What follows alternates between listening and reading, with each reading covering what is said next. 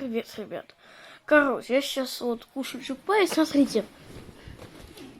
Просто посмотрите. Вот у нас тут чистенько в комнате. Но за этой дверью хаос.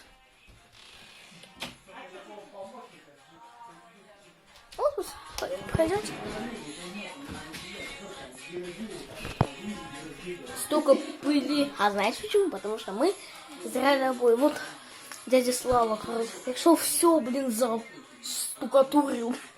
Как это? Это не цемент, это какого-то давно дыры заделал. Ну вот.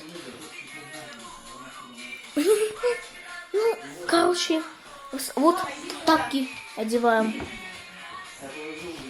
Офигеть.